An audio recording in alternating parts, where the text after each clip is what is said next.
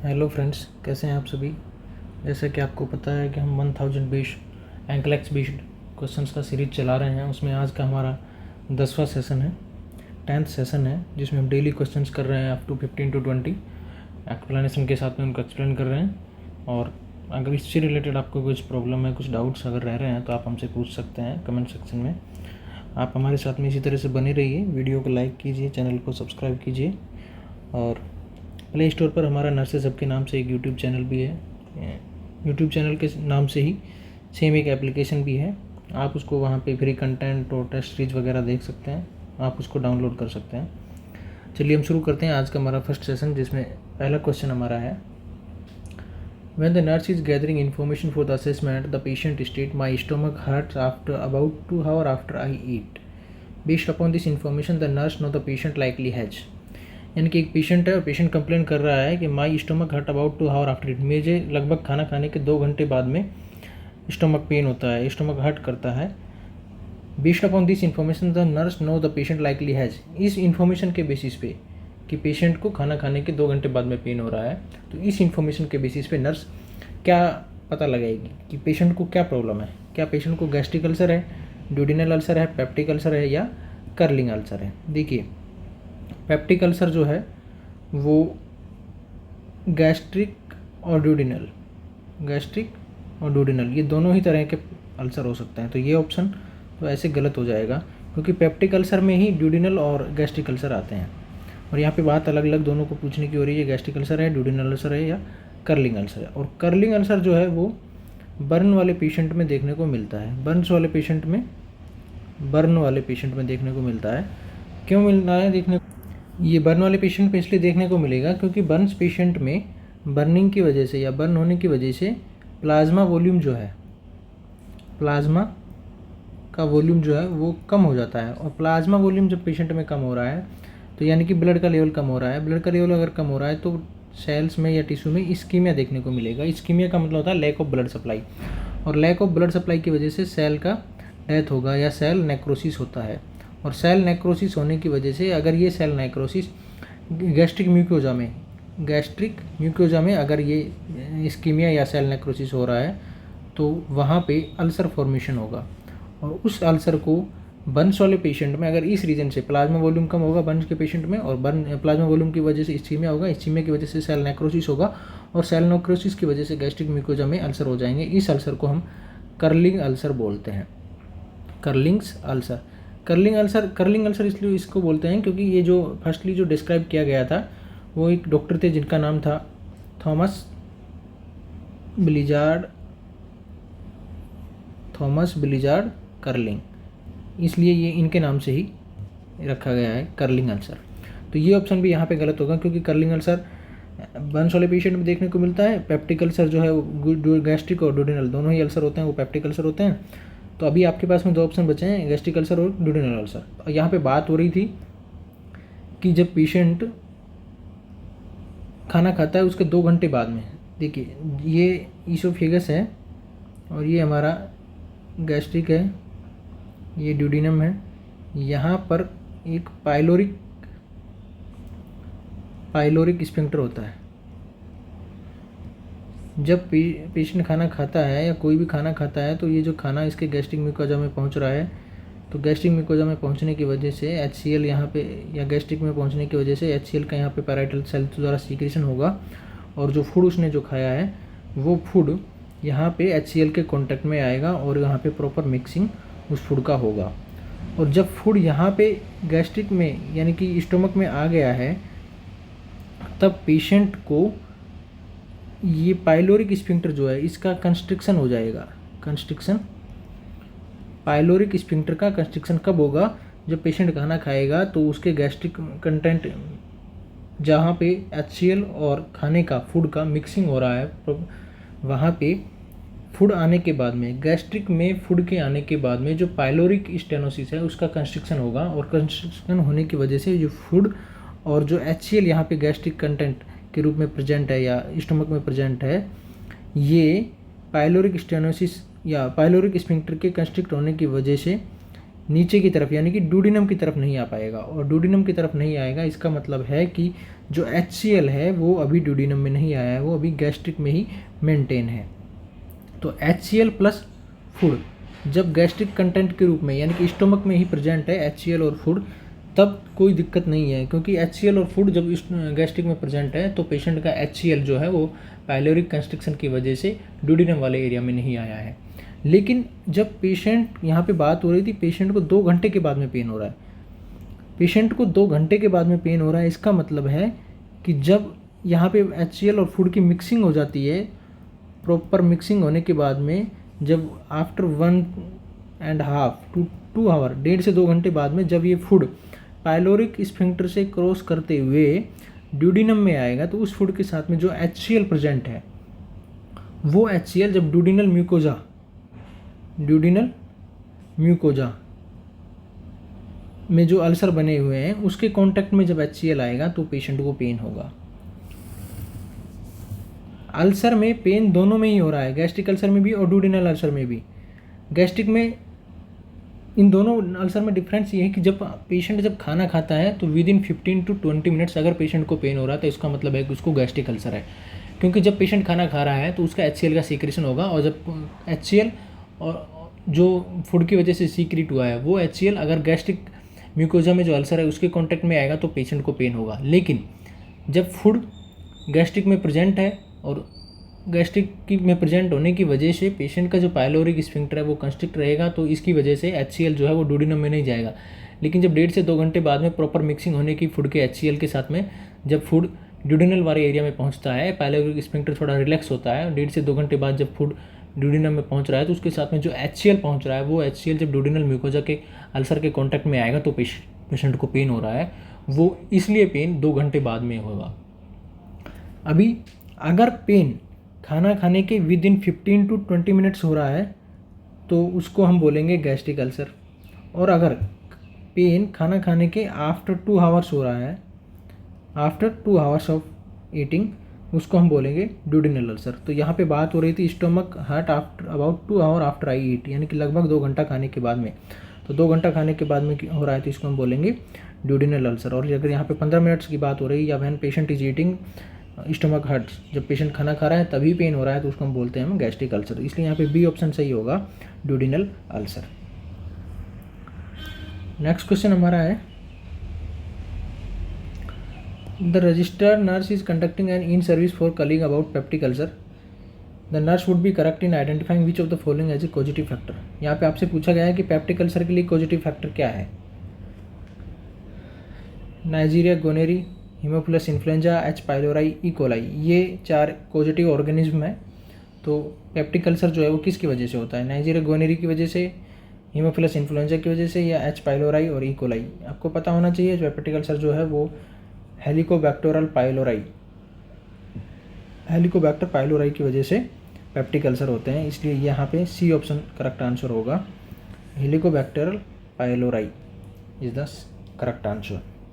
इसके अलावा contributing factor peptic ulcer के लिए हो सकता है। कंट्रीब्यूटिंग फैक्टर में हम बात करें तो स्पाइसी फूड हो सकता है, स्ट्रेस हो सकता है, ठीक है, और ZES जोलिंजर एलिसन सिंड्रोम, इसमें क्या है कि HCl का सीक्रेशन पेशेंट में बहुत ही ज़्यादा होता है, इस वजह से भी अल्सर हो सकता है। लेकिन मेन पॉजिटिव फैक्टर की बात करें तो वहाँ पे H. Pylori is the main positive factor. Next question हमारा है, the nurse is caring for the patient post surgical removal of a 6 mm oral cancerous lesion, the priority nursing measure would be 2, यानी कि एक patient है post surgical, उसका cancer का लिजाइन था 6 mm का, 6 mm का, वो रिमूव हो गया, तो priority nursing measure would be, तो प्रायोरिटी नर्सिंग मेजर यहाँ पे पेशेंट के लिए क्या होगा। Maintain a patent airway, perform meticulous oral care every 2 hours, ensure that the incisional area is kept dry as possible, assess the client frequently for pain using the visual analog scale। देखिए आपसे यहाँ पे पूछा गया है कि एक 6 mm का ओरल कैंसर डिजाइन है पेशेंट को, उसका सर्जरी हो गया है और अभी पेशेंट के लिए क्या प्रायोरिटी होगा। देखिए 6 mm ओरल कैंसर डिजाइन है, अगर ओरल कैंसर डिजाइन है तो आपको पता होना चाहिए यहाँ पे पेशेंट के एयरवे में ऑब्स्ट्रक्शन होने के चांसेस हैं। तो जब भी प्रायोरिटी की बात की जा रही है, फर्स्ट प्रायोरिटी एक्शन की बात की जा रही है, तो हम सबसे पहले एयरवे को पेटेंट करने के बारे में सोचेंगे कि पेशेंट का एयरवे जो है वो पेटेंट रहे, ओपन रहे, पेशेंट को रेस्पायरेशन लेने में या एयरवे उसका क्लियर रहे, रेस्पायरेशन लेने में कोई भी प्रॉब्लम नहीं हो। इसलिए ए ऑप्शन यहाँ पे हमारा सही होगा, क्योंकि maintain a patent airway is the first priority during this type of cases. Perform meticulous oral care every 2 hours, हाँ उसकी मेटिकुलस ओरल केयर करने की ज़रूरत है पेशेंट की, लेकिन ये हमारी फर्स्ट प्रायोरिटी यहाँ पे नहीं है। Ensure that the incisional area is kept as dry as possible, हाँ जो इंसिजनल एरिया है जहाँ से सर्जरी करके ओरल कैंसर डिजाइन को निकाला गया है वो इंसिजनल साइट का भी ड्राई रहना जरूरी है, लेकिन ये भी यहाँ पे फर्स्ट प्रायोरिटी नहीं है। Assess the client frequently for pain, हाँ पेशेंट को पेन होगा और हमें असेसमेंट करते रहना है कि पेशेंट को पेन हो रहा है या नहीं हो रहा है, ताकि हम पेन का मैनेजमेंट भी शुरू कर सकें। इसलिए ये भी ऑप्शन यहाँ पे हो सकता है, लेकिन अगर बात यहाँ पे फर्स्ट प्रायोरिटी नर्सिंग मेजर्स की जा रही है तो प्रायोरिटी मेजर्स में सबसे पहले patent airway is the first priority, इसलिए ए ऑप्शन यहाँ पे सही होगा। नेक्स्ट क्वेश्चन हमारा है,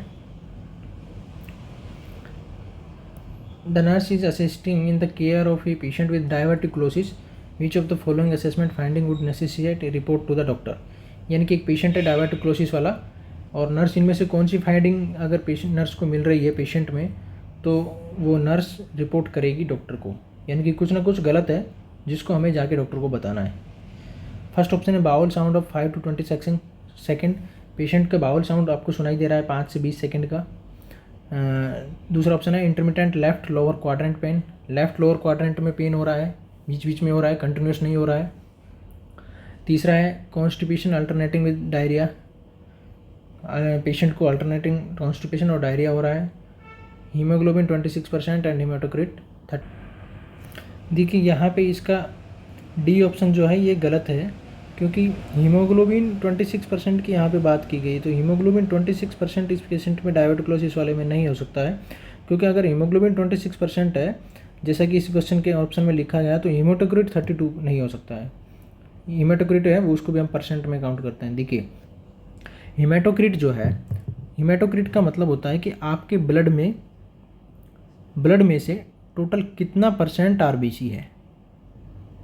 मान लीजिए ब्लड में 32% आरबीसी है, इसका मतलब हुआ कि आपके ब्लड में हीमाटोक्रिट 32 का मतलब है कि आपके ब्लड में 32% आरबीसी है और बाकी का जो परसेंट बचा है वो परसेंट डब्ल्यूबीसी, प्लेटलेट्स और प्लाज्मा ये सब है। तो हीमाटोक्रिट का मतलब होता है कि percentage of RBC in total blood, उसको हम हीमाटोक्रिट बोलते हैं। हीमाटोक्रिट नॉर्मली अगर बात करें फीमेल में, तो फीमेल में 35 से 45% होता है और मेल में 38 से 48%। ये एक नॉर्मल हीमाटोक्रिट काउंट है मेल और फीमेल दोनों का। तो हीमाटोक्रिट यहाँ पे 32% है, 32% है यानी कि 35 और 45 जो फीमेल के लिए था और मेल के लिए 38 से 48 उससे भी कम है, तो यहाँ पे पेशेंट का हीमाटोक्रिट लेवल कम है। और जब पेशेंट का हीमाटोक्रिट लेवल कम है तो उसका मतलब है कि उसमें हीमोग्लोबिन भी कम होगा, क्योंकि हीमोग्लोबिन भी आरबीसी की ही बात हो रही है और हीमाटोक्रिट भी आरबीसी की ही बात हो रही है। जब हीमाटोक्रिट लेवल कम है तो ऑब्वियस है हीमोग्लोबिन लेवल भी कम होगा। तो ये 26 है, बाई प्रिंटिंग मिस्टेक हो सकता है या कोई और मिस्टेक की वजह से लिखा गया है, इसलिए यहाँ पे 0.6% हीमोग्लोबिन की बात हो रही है। अब हम इस क्वेश्चन को करेंगे। फर्स्ट ऑप्शन था bowel sound of 5 to 20 second. Bowel sound जो पेशेंट का हम सुन रहे हैं डायवर्टिकुलाइटिस वाले पेशेंट में या किसी दूसरे पेशेंट में, तो बाउल साउंड 5 से 20 सेकंड का है, वो एक नॉर्मल होता है, इसलिए ये हम इसको डॉक्टर को रिपोर्ट नहीं करेंगे। हमें जो गलत रिजल्ट है, जो गलत असेसमेंट हमें देखने को मिलता है उसको रिपोर्ट करेंगे। तो बाउल साउंड 5 to 20 सेकेंड्स का नॉर्मल है, इसलिए ये ऑप्शन गलत होगा। Intermittent left lower quadrant pen, देखिए लेफ्ट लोअर क्वाड्रेंट पेन हो रहा है, left lower quadrant pen. Diverticulosis mainly caecum वाले एरिया में होने के चांसेस ज़्यादा रहते हैं। Left lower quadrant pen intermittently diverticulitis वाले पेशेंट में होता है और ये कॉमनली राइट लोअर क्वाड्रेंट में होता है, इसलिए ये ऑप्शन यहाँ पे गलत होगा। कॉन्स्टिपेशन अल्टरनेटिव में डायरिया, पेशेंट डायवर्टिकुलोसिस वाले पेशेंट में कॉन्स्टिपेशन और डायरिया अल्टरनेटिवली होते रहते हैं, तो इसलिए ये भी कॉमन है, इसको भी डॉक्टर को रिपोर्ट करने की जरूरत नहीं है। अगर पेशेंट का हीमोग्लोबिन 6% और हीमाटोक्रिट 32% है तो इस चीज़ को हम डॉक्टर को इन्फॉर्म करेंगे, क्योंकि इससे क्या पता लग रहा है कि डायवर्टिकुलोसिस वाले पेशेंट में कहीं ना कहीं गट ब्लीडिंग हो रहा है और गट ब्लीडिंग होने की वजह से, यानी कि उसके इंटेस्टाइनल ब्लीडिंग होने की वजह से पेशेंट में हीमोग्लोबिन का लेवल और उसके हीमाटोक्रिट का लेवल कम हो गया है, इसलिए डी ऑप्शन हमारा यहाँ पे सही आंसर होगा। हीमोग्लोबिन 6% और हीमाटोक्रिट 32%, क्योंकि ये दोनों ही अपने नॉर्मल रेंज से कम है। इसलिए इस पेशेंट में डायवर्टोक्लाइसिस वाले पेशेंट में इंटेस्टाइनल ब्लीडिंग होगी, जिसकी वजह से हीमोग्लोबिन और हीमेटोक्रिट का लेवल कम है, और इस चीज़ को हम डॉक्टर को इन्फॉर्म करेंगे या रिपोर्ट करेंगे। D option is the correct answer. Next question हमारा है, the nurse is assessing the client admitted for possible oral cancer. एक पेशेंट है जिसको पॉसिबल ओरल कैंसर होने के चांसेस है या पॉसिबल ओरल कैंसर है, वो एडमिट हो चुका है। Nurse identify which of the following is late occurring symptom of oral cancer. Oral cancer का लेट साइन क्या होता है वो आपसे यहाँ पे पूछा गया है। Warmth, odour, pain, ulcer with flat edge. देखिए वार्मथ जो है वो किसी भी चीज़ का फर्स्ट साइन होता है। इन्फेक्शन है तो पेशेंट को वार्मनेस होगा, कोई भी साइट है वो पहले वार्म होगी, ठीक है, तो वार्मथ जो है वो फर्स्ट साइन है। ऑडर भी कैंसर का या ओरल कैंसर के लीजन का फर्स्ट साइन है। फर्स्ट साइन यानी कि अर्ली साइन है, ना कि लेट साइन। यहाँ पे बात हो रही है late sign, late occurring symptom. तीसरा है पेन, और चौथा है ulcer with flat edge. Ulcer with flat edge यानी कि अल्सर जो है अभी फ्लैट बना हुआ है, ये एक अर्ली स्टेज में होता है। और अल्सर जब उसका जो बाउंड्रीज है वो क्लियर्ड नहीं है, अल्सर की बाउंड्री क्लियर नहीं है, और बीच में से उसमें स्वेलिंग भी हो सकती है, वो बस्ट हो सकता है, उससे ब्लीडिंग हो सकती है, ये सब उसके लेट साइन है। लेकिन अगर अल्सर फ्लैट एज में बना हुआ है, इसका मतलब है कि वो एक अर्ली साइन है। यहाँ पे आपसे पूछा गया है कि कैंसर ओरल कैंसर वाले पेशेंट में लीजाइन का लेट साइन क्या है। तो लेट साइन अगर की बात करें तो late sign pain is the late sign of oral cancer symptoms में जब हम बात कर रहे हैं तो, ठीक है। तो यहाँ पे सी ऑप्शन आपका सही होगा। वार्मथ, ऑडर और अल्सर विद फ्लैट एज, ये तीनों ही अर्ली सिम्टम्स हैं। और लेट सिम्टम आपसे पूछा गया है तो ओरल कैंसर वाले पेशेंट में जो पेन होगा वो उसका लेट सिम्टम होगा, इसलिए C option is the correct answer. Next question हमारा है, an obstetric client decided to have an epidural anaesthetic to relieve pain during labour. यानी कि लेबर वाले पेशेंट में पेन हो रहा है, उसको रिलीव करने के लिए एपिड्यूरल एनेस्थीसिया लगाया गया है। Following administration of the anaesthesia the nurse should. Administration of anaesthesia यानी कि एपिड्यूरल एनेस्थीसिया लगने के बाद में नर्स क्या करेगी, monitor the client for seizure. Patient को सीजर के लिए मॉनिटर करेगी। Monitor for the clients for orthostatic hypotension, या पेशेंट जब खड़ा होगा तो उसको बीपी डाउन होगा, ऑर्थोस्टैटिक हाइपोटेंशन देखने को मिलेगा, उसके लिए नर्स उसको मॉनिटर करती रहेगी पेशेंट को। या monitor the client for respiratory depression, या रेस्पिरेटरी डिप्रेशन पेशेंट को यहाँ पे हो सकता है, उसके लिए मॉनिटर करेगी। या monitor the client for haematuria, या पेशेंट में हिमेचूरिया होगा उसके लिए मॉनिटर करेगी। देखिए एपिड्यूरल एनेस्थीसिया की यहाँ पे बात की गई है, तो एपिड्यूरल एनेस्थीसिया का मतलब है पेशेंट में स्पाइनल एनेस्थीसिया के थ्रू, यानी कि सिटिंग पोजीशन में बैठा करके उसको स्पेस से पेशेंट में एपिड्यूरल वाले स्पेस में जो एनेस्थेटिक मेडिकेशन है उसको डिलीवर किया गया है। इस तरह के केसेस में एपिड्यूरल एनेस्थीसिया जो दिया गया है उस पेशेंट में एपिड्यूरल अमाउंट जो दिया गया है, यानी कि जो एनेस्थीसिया की मेडिसिन का जो अमाउंट दिया गया है वो मेडिसिन अगर ब्रेन के लेवल तक पहुंचती है तो वो पेशेंट में रेस्पिरेटरी डिप्रेशन कर सकती है। इसलिए नर्स जब भी एपिड्यूरल एनेस्थीसिया किसी पेशेंट को दिया गया है तो उसको रेस्पिरेटरी डिप्रेशन के लिए मॉनिटर करेगी। और यहाँ पे बात हो रही है monitor the client for respiratory depression, इसलिए सी ऑप्शन हमारा सही होगा। Monitor the client for seizure, epidural anaesthesia की वजह से सीजर होने के चांसेस ना के बराबर हैं, इसलिए ये ऑप्शन यहाँ पे गलत होगा।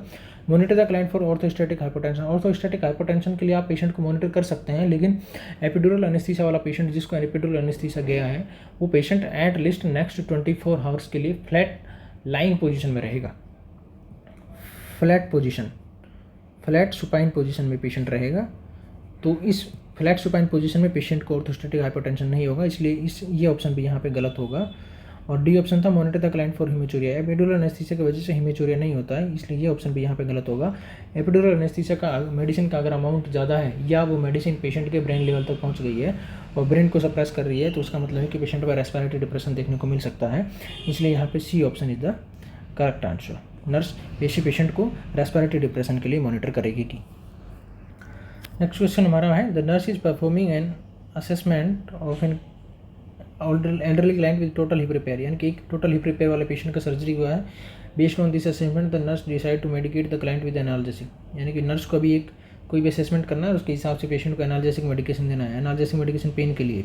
विच finding most likely promoted the nurse to decide the administration the analgesic, यानी कि इनमें से कौन सी फाइंडिंग है जिससे नर्स ये सोचेगी कि पेशेंट को पेन हो रहा है और उसको एनाल्जेसिक मेडिकेशन देगी। फर्स्ट ऑप्शन है the clients BP is 130/86, patient का बीपी 130/86 है, यानी कि इसका मतलब ये है कि पेशेंट को पेन हो रहा है, पेशेंट को एनाल्जेसिक देने की जरूरत है नहीं। क्योंकि ये बीपी जो है वो एक नॉर्मल रेंज में है और बीपी से आप पेन का आइडिया नहीं लगा रहे हैं यहाँ पे।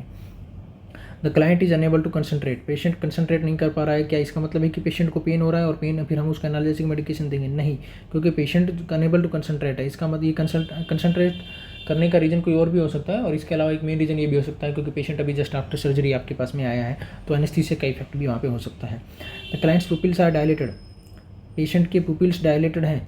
नहीं, इस वजह से भी पेन का आप आइडिया नहीं लगा सकते, क्योंकि पेशेंट पुपिल्स डायलेटेड पेशेंट की सर्जरी के बाद में एनेस्थीसिया के इफेक्ट की वजह से भी हो सकते हैं या कोई दूसरी मेडिसिन के इफेक्ट से भी हो सकते हैं। इसलिए पेशेंट को अगर पुपिल्स डायलेटेड है तो इसका मतलब ये नहीं है कि पेशेंट को पेन हो रहा है और आपको एनाल्जेसिक मेडिकेशन देना है। इसलिए ये 3 ऑप्शन यहाँ पे गलत होंगे। यहाँ पे D option is the correct answer.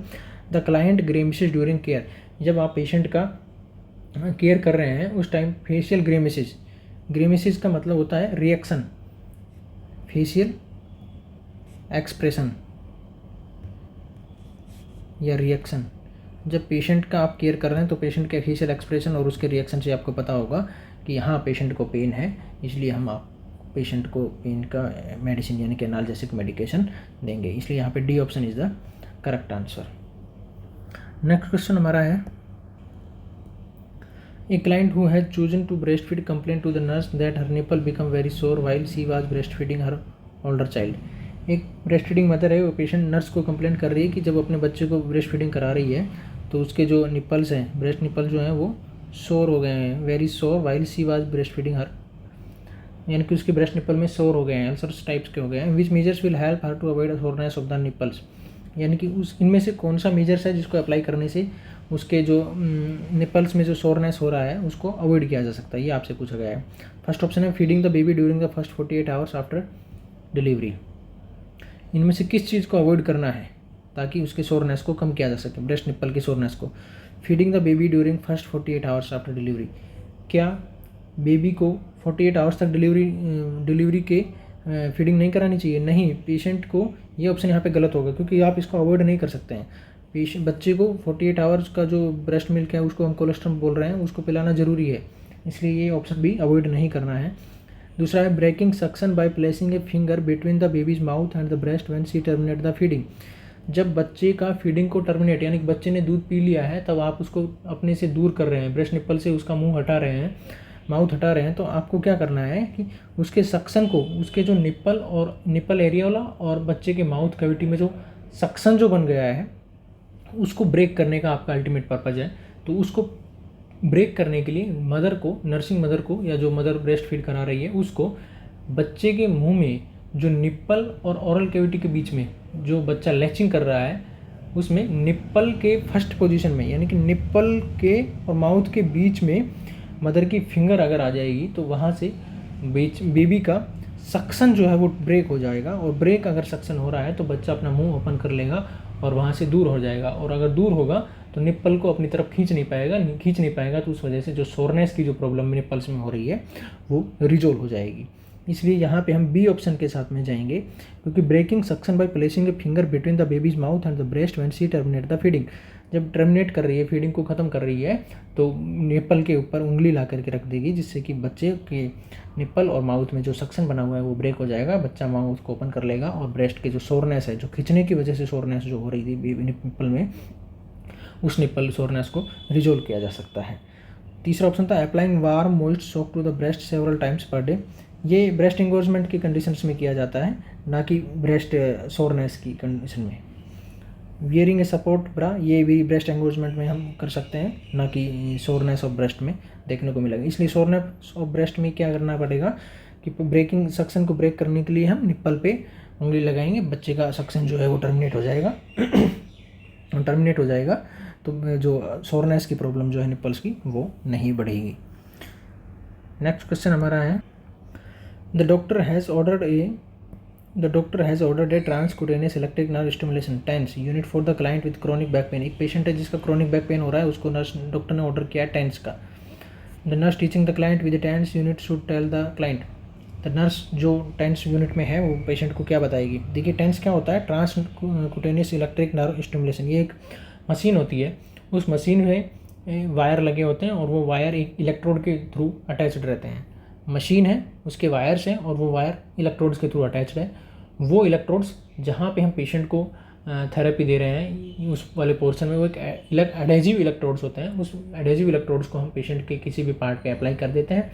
Apply होने की वजह से उस वायरिंग के थ्रू या उस मशीन के थ्रू इलेक्ट्रोड्स तक करंट पहुंचता है और इससे पेन को रिलीव किया जाता है। ये एक टेंस का फिजियोलॉजी है पूरा। तो यहाँ पे क्या बात हो रही है, नर्स टेंस वाले पेशेंट को क्या बताएगी, you may be electrocuted if you use water with this unit. यानी कि अगर पेशेंट को टेंस चल रहा है, ये पेशेंट ये प्रोसीजर या ये टेंस यूनिट में है और उसको ये प्रोसीजर हो रहा है, तो क्या उसको करंट लग सकता है। इलेक्ट्रोक्यूटेड का मतलब हो गया current. If you use water, अगर आप पानी यूज़ कर रहे हैं और अगर आपको टेंस लगा हुआ है तो आपको करंट लग सकता है, नहीं, क्योंकि टेंस मशीन जो है वो डायरेक्टली हम इलेक्ट्रिकल सॉकेट से अटैच नहीं करते हैं, उसमें एक बैटरी बैकअप होता है और उस बैटरी बैकअप के थ्रू वो मशीन या वो डिवाइस काम करती है, ना कि हम उसको डायरेक्टली एक वायरिंग सिस्टम से अटैच करते हैं। इसलिए उस पेशेंट में करंट नहीं लग सकता है, इसलिए ये ऑप्शन यहाँ पे गलत होगा। दूसरा ऑप्शन था द यूनिट में be used anywhere on the body without fear of adverse reaction. नहीं, जहाँ पे पेशेंट को एडवर्स रिएक्शन हो रहा है वहाँ पे आप उस एडहेजिव इलेक्ट्रोड्स को प्लेस नहीं कर सकते हैं, क्योंकि इसको आप सेंसिटिव एरिया में अप्लाई नहीं कर सकते हैं जहाँ पे एडहेजिव एडवर्स रिएक्शन देखने को मिल रहा है, यानी कि रेडनेस हो गया है ज़्यादा और जो एडहेजिवनेस जो है इलेक्ट्रोड्स की वो कंप्लीट नहीं है, उसको पूरे एरिया को कवर नहीं कर पा रही है। तो ऐसे एरिया में आपको इस एडहेजिव इलेक्ट्रोड्स को यूज नहीं करना है। तीसरा ऑप्शन था एक cream should be applied to the skin before applying to the unit. यानी कि जब हम इलेक्ट्रोड्स अप्लाई कर रहे हैं या टेंस के लिए जब इलेक्ट्रोड्स अप्लाई कर रहे हैं तो आपको पहले ही पेशेंट के बॉडी पार्ट में जहाँ में हम अप्लाई करेंगे वहाँ पे एक क्रीम अप्लाई कर देनी है। नहीं, वो क्रीम अगर हम अप्लाई कर देंगे तो जो इलेक्ट्रिक करंट जो उसके बीच में बह रहा है वो अच्छे से प्रॉपर नहीं बह पाएगा और हमारा जो पर्पज़ है पेन रिलीविंग का वो रिलीव नहीं हो पाएगा। इसलिए ये तीनों ऑप्शन यहाँ पे गलत होंगे और बी ऑप्शन यहाँ पे सही होगा। Please report skin irritation to the doctor. यानी कि जब टेंस वाले पेशेंट में अगर स्किन इरिटेशन हो रहा है तो उसका ये पेशेंट का ये है कि उसको डॉक्टर को इन्फॉर्म करना है, क्योंकि स्किन इरिटेशन हो रहा है इसका मतलब है कि जो पेशेंट में ये एबनॉर्मलिटी देखने को मिल रही है और टेंस का जो स्किन इरिटेशन अगर है तो वो डॉक्टर को इन्फॉर्म करेंगे और इसलिए ये बी ऑप्शन यहाँ पे सही होगा, क्योंकि पेशेंट को यहाँ पे करंट नहीं लग सकता है क्योंकि वो बैटरी बैकअप है, ना कि डायरेक्ट करंट से सॉकेट से अटैच रहता है और उसको एडवर्स रिएक्शन जिस पार्ट में हो रहा है वहाँ पे हम इस इलेक्ट्रोड्स को अटैच नहीं कर सकते हैं। डी ऑप्शन में था कि एक क्रीम लगाएंगे, नहीं क्रीम भी हम नहीं लगाएंगे क्योंकि अगर क्रीम लगाएंगे तो अच्छे से काम नहीं कर पाएगी, इलेक्ट्रो करंट नहीं बह पाएगा। अभी देखिए टेंस में क्या होता है, टेंस में ये बी ऑप्शन यहाँ पे सही होगा, स्किन इरिटेशन को रिपोर्ट करना है। टेंस में क्या होता है कि जब हम इलेक्ट्रोड्स जब किसी मान लीजिए ये पेशेंट का पैर है और यहाँ पे आपने इलेक्ट्रोड्स अप्लाई कर दिए हैं, एडहेजिव इलेक्ट्रोड्स यहाँ पे लगे हुए हैं, तो इसमें उस मशीन से मान लीजिए ये डिवाइस है और ये वायरिंग के थ्रू इलेक्ट्रोड्स इसमें अटैच्ड है। इस मशीन से जो करंट जो जा रहा है वो करंट यहाँ से जो पेन का इम्पल्सेस लेकर के जो ब्रेन और स्पाइनल कॉर्ड्स में जो नर्व्स जा रही हैं उन नर्व्स को ये करंट कंफ्यूज कर देगा। जो ये मशीन से पेशेंट के इलेक्ट्रोड लगने की वजह से जो करंट पेशेंट के पैर में जा रहा है या क्रोनिक बैक पेन हो रहा है यहाँ पे पेशेंट को, तो बैक में अगर हम लगाएंगे तो सभी जगह पे ये सेम सिचुएशन होगी कि जो करंट जो जा रहा है वो जो पेन के मैसेज को लेकर के पेशेंट के ब्रेन और स्पाइनल कॉर्ड में जो नर्व्स जा रही है उनको कंफ्यूज कर देगा और इससे क्या होगा कि जो पेन का जो मैसेज है वो ब्रेन और स्पाइनल कॉर्ड तक नहीं पहुंच पाएगा और अगर मैसेज नहीं पहुंच पाएगा तो इसका मतलब है कि पेशेंट का ब्रेन जो है वो पेन को अंडरस्टैंड नहीं कर पाएगा, इसलिए पेशेंट को पेन कम होगा। और दूसरा ऑप्शन यहाँ पे दूसरा फिजियोलॉजी इसका क्या है कि जब ये इलेक्ट्रिक करंट यहाँ पे निकलता है या इस मशीन से जो निकलता है तो ऐसे केसेस में पेशेंट में एक एंडोर्फिन एक ब्रेन केमिकल है ये रिलीज होता है और ये एंडोर्फिन जो ब्रेन केमिकल है ये पेन के लेवल को कम करता है और अगर एंडोर्फिन इस वजह से रिलीज होगा तो पेशेंट में पेन का लेवल कम होगा, पेन का लेवल कम होगा तो उसका मतलब है कि हम जो पर्पज़ या हमारा जो टेंस थेरेपी देने का जो पर्पज़ है वो अचीव हो गया है। इसलिए इस तरह से ये टेंस मशीन काम करती है।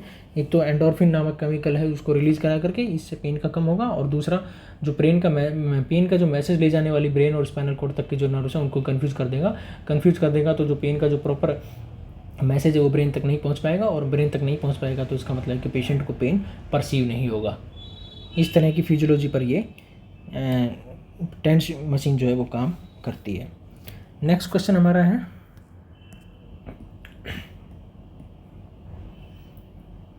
The doctor has ordered a patient control analgesia pump for the client with chronic pain. एक पेशेंट है क्रॉनिक पेन का, उसको पीसीए पंप लगाया गया है। The client ask the nurse if he can become overdose with pain medication using this machine.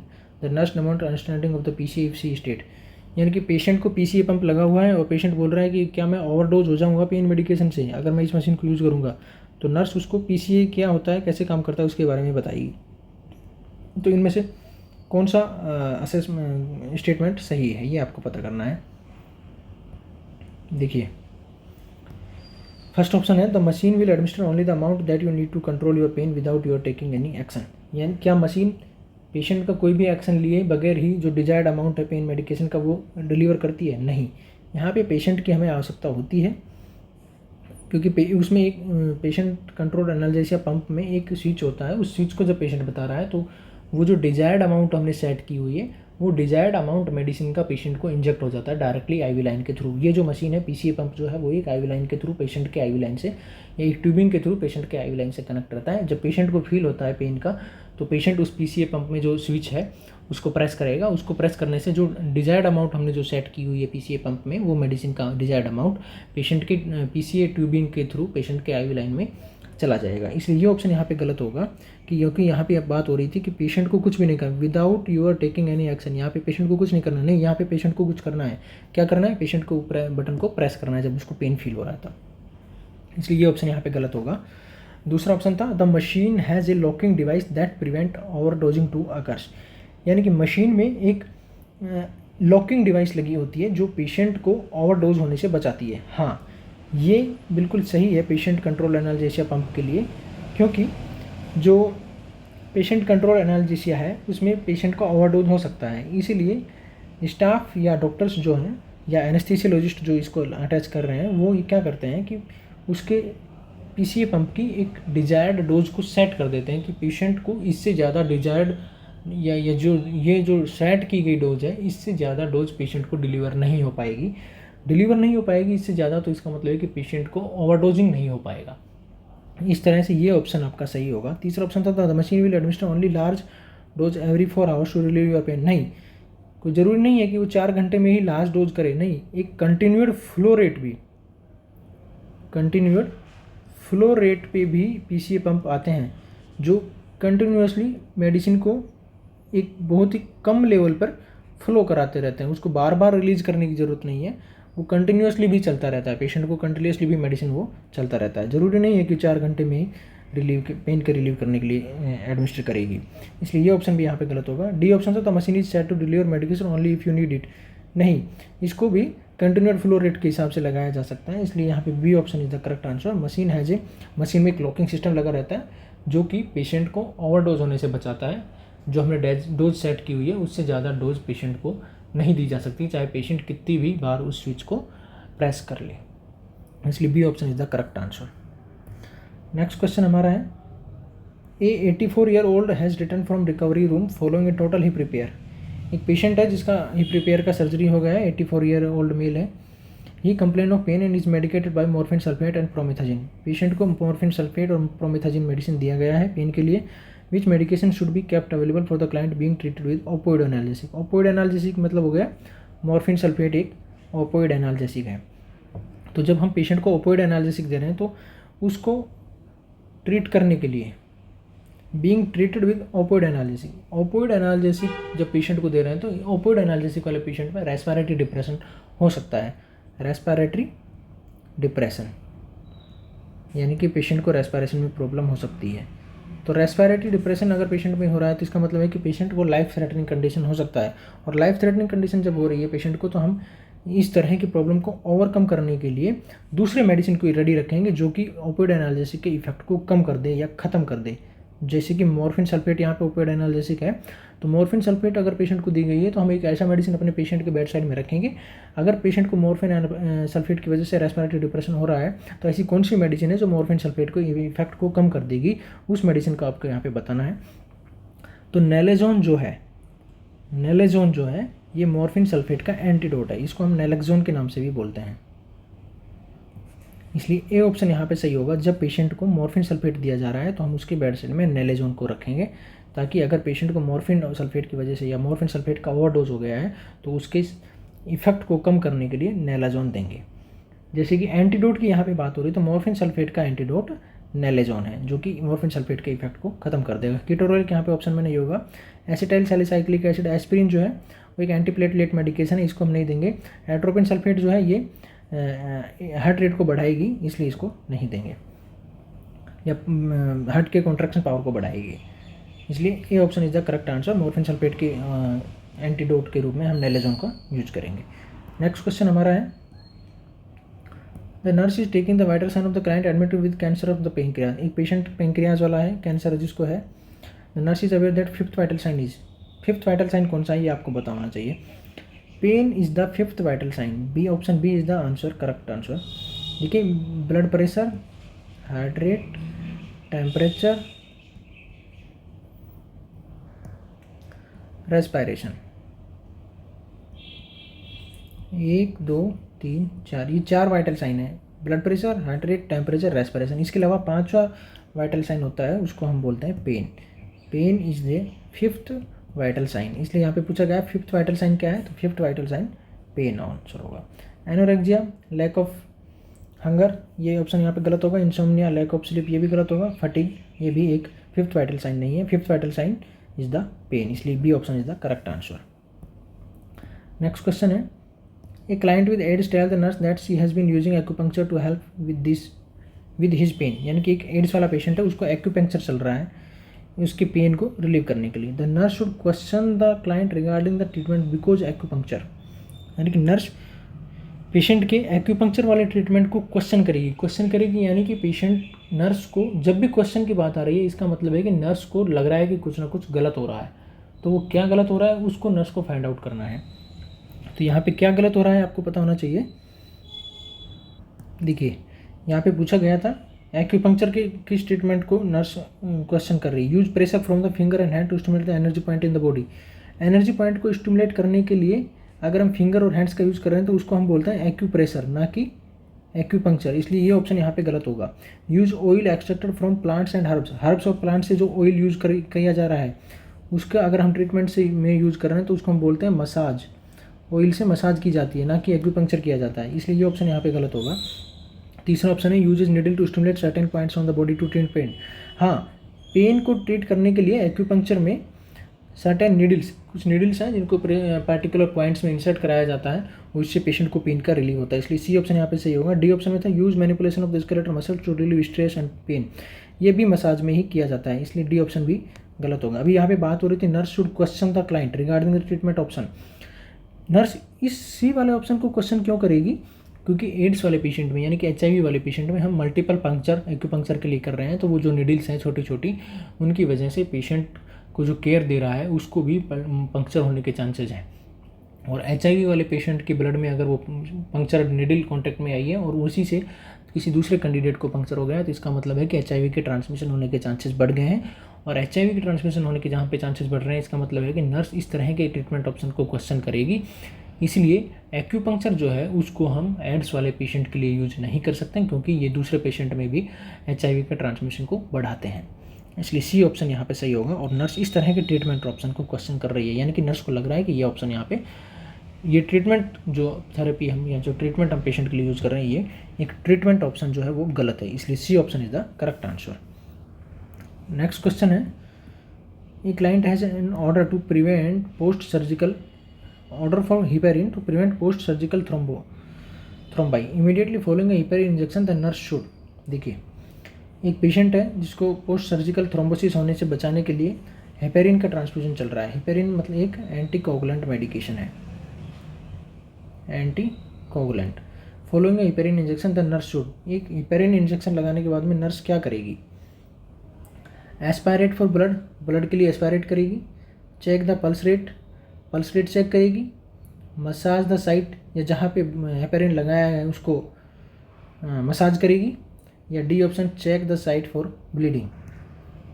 Aspirate for blood, heparin लगाने के बाद में पेशेंट को ब्लड एस्पायरेट करने की वहाँ से कोई ज़रूरत नहीं है। Check the pulse rate, heparin injection लगाने के बाद में पल्स रेट भी चेक नहीं करते हैं, इसका कोई रिलेवेंस नहीं है। मसाज द साइट, हेपेरिन जहाँ पे लगाया गया है या सबक्यूटेनियस इंजेक्शन जहाँ पे लगाया गया है वहाँ पे मसाज भी नहीं करनी है। Check the site for bleeding, हाँ हम उस साइट को ब्लीडिंग के लिए ज़रूर चेक करेंगे। इसलिए यहाँ पे डी ऑप्शन सही होगा, क्योंकि हेपेरिन एक एंटीकोगुलेंट है। एंटीकोगुलेंट का मतलब है कि ब्लड को थिनर करता है, ब्लड थिनर है, ब्लड बहुत ही पतला कर देता है, और इस तरह के पेशेंट में हम ब्लीडिंग के चांसेस बढ़ जाते हैं। इसलिए इस तरह के पेशेंट में हम कोई भी साइट जो है या जहाँ पे हमें इंजेक्शन लगाया है उस साइट को भी हम ब्लीडिंग के लिए चेक करेंगे, ताकि पेशेंट में हो सकता है कि जो एंटीकोगुलेंट है उसका लेवल ज़्यादा हो गया हो और हम उस मेडिसिन के इफ़ेक्ट को कम करने के लिए उस मेडिसिन को स्टॉप कर सकें। इसलिए site for bleeding to be checked when giving an anticoagulant medication like heparin and warfarin. Next question हमारा है, which of the following lab studies should be done periodically if the client is taking sodium warfarin. Sodium warfarin या Coumadin ये भी एक anticoagulant medication है like heparin. यहाँ पे पूछा गया है अगर किसी पेशेंट को सोडियम वारफेरिन चल रहा है तो इनमें से कौन सा लैब वैल्यू को नर्स बीच बीच में पीरियडिकली चेक करती रहेगी। फर्स्ट ऑप्शन था stool specimen for occult blood. Stool का स्पेसिमेन लेगी, ऑकल्ट ब्लड यानी कि उसमें ब्लीडिंग है या नहीं है इसको पता करने के लिए। WBC काउंट करेगी, RBS काउंट करेगी, ब्लड ग्लूकोज काउंट करेगी, या एरिथ्रोसाइट RBC काउंट करेगी। देखिए एंटीकोगुलेंट मेडिकेशन अगर पेशेंट को चल रहा है तो उसका WBC काउंट करने की ज़रूरत नहीं है, क्योंकि WBC तो काउंट जो है वो इन्फेक्शन वगैरह में काउंट किया जाता है। ब्लड ग्लूकोज यहाँ पे ये डायबिटीज़ में चेक करते हैं। ब्लड ग्लूकोज का जो चेंज है, ब्लड ग्लूकोज में जो चेंज है वो एंटीकोगुलेंट मेडिकेशन की वजह से नहीं होता, इसलिए इसको भी काउंट करने की ज़रूरत नहीं है। और RBC यानी कि हीमोग्लोबिन के लेवल में भी एंटीकोगुलेंट मेडिकेशन के चलने से कोई इफेक्ट नहीं आता, इसलिए इसको भी काउंट करने की ज़रूरत नहीं है। यहाँ पे ए ऑप्शन हमारा सही होगा, stool specimen for occult blood. इसका इन्वेस्टिगेशन या इसका टेस्ट करेगी, क्योंकि एंटीकोगुलेंट मेडिकेशन की वजह से पेशेंट में ब्लड थिनर एक जो हेपेरिन है इसकी वजह से पेशेंट में, या जो वारफेरिन है ये भी ब्लड थिनर है, तो इसकी वजह से पेशेंट में ब्लीडिंग होने के चांसेस बढ़ जाते हैं। और अगर पेशेंट में ब्लीडिंग होने के चांसेस एक्सटर्नली बाहर से आपको दिखाई नहीं दे रहे हैं तो हो सकता है कि पेशेंट को इंटेस्टाइनल ब्लीडिंग भी हो सके, और अगर इंटेस्टाइनल ब्लीडिंग है तो वो ब्लड जो है वो पेशेंट के स्टूल में देखने को मिलेगा, और इसलिए उस स्टूल स्पेसिमेन का ऑकल्ट ब्लड के लिए हम टेस्टिंग करते हैं। इसलिए A option is the correct answer. Next question हमारा है, the doctor has ordered 80 mg of furosemide 2 times per day. 80 mg BD. The nurse note the patient's potassium level to be 2.5 milliculant. The nurse should. और patient का potassium level 2.5 मिलीकुलेंट पर litre है, तो nurse should, nurse क्या करेगी। आपको सबसे पहले पता होना चाहिए नॉर्मल पोटेशियम लेवल क्या होता है। नॉर्मल पोटेशियम लेवल की अगर हम बात की जाए तो नॉर्मल पोटेशियम लेवल होता है 3.5 से 5 मिली इक्विवेलेंट पर लीटर। 3.5 से 5 मिली इक्विवेलेंट पर लीटर ये एक नॉर्मल पोटेशियम लेवल है, और यहाँ पे पोटेशियम लेवल क्वेश्चन में दिया गया है 2.5 यानी कि नॉर्मल से भी कम है। और अगर पोटेशियम का लेवल नॉर्मल से कम है तो उसको हम बोलते हैं हाइपोकैलेमिया, यानी कि पेशेंट में हाइपोकैलेमिया है और उस पेशेंट को फुरोसेमाइड 80 mg BD जाना है, तो नर्स क्या करेगी, administer the Lasix as order. क्या नर्स पेशेंट को लेसिक्स जो एक डायूरेटिक मेडिकेशन है उसको दे देगी? नहीं। Administer the Lasix as order नहीं देगी, ठीक है। एडमिनिस्टर हाफ द डोज या उसकी आधी अमाउंट दे देगी, 40 mg दे देगी, या offer the patient A potassium rich food, या पेशेंट का पोटेशियम लेवल कम है इसलिए उसको पोटेशियम कंटेनिंग डाइट देगी, या with hold the drug and call the doctor, या मेडिसिन को स्टॉप कर देगी और डॉक्टर को इन्फॉर्म करेगी। ये ऑप्शन यहाँ पे सही होगा। अगर पेशेंट में पोटेशियम का लेवल कम है तो इसका मतलब है कि पेशेंट में कार्डियक चेंजेस देखने को मिलेंगे, और कार्डियक चेंजेस अगर देखने को मिल रहे हैं यानी कि पेशेंट की लाइफ थ्रेटनिंग कंडीशन हो सकती है, इसलिए पेशेंट मेडिसिन को, नर्स मेडिसिन को स्टॉप करेगी, विद होल्ड करेगी और डॉक्टर को कॉल करेगी। इसलिए यहाँ पे डी ऑप्शन सही होगा और ये तीनों यहाँ पे गलत होंगे। तो आज का हमारा सेशन में ये लास्ट क्वेश्चन था, और अगर आपको ये क्वेश्चन समझ में आ रहे हैं, इनसे रिलेटेड कुछ डाउट है तो आप हमसे पूछ सकते हैं, और हमारे साथ में इसी तरह से बने रहिए। आगे भी हमें इस तरह का सेशन कंटिन्यू रखेंगे। Thank you for attending this type of classes. Thank you.